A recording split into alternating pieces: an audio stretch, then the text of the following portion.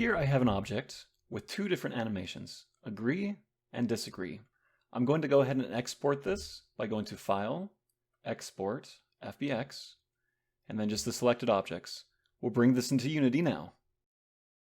Here I can go to the animations, and you can see I have my two clips, agree and disagree.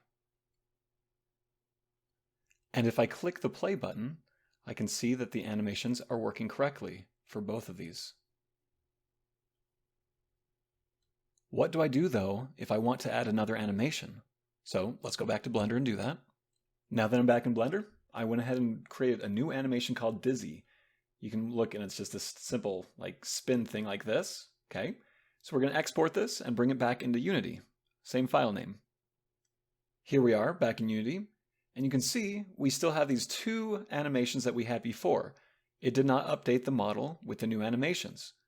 How you can fix this is simply go ahead and hit this plus button, and you can see that it will just say disagree 1, which isn't the correct one. And right underneath this, where it says source take, you can see that there's a Dizzy, and we can add a Dizzy. And there we go. So that's how you fix importing FBXs from Blender into Unity if you add animations on a file that you've already saved. All right, I hope this was helpful. Subscribe, come back for other tutorials like this. Thumbs up, all that good stuff. See ya. Bye.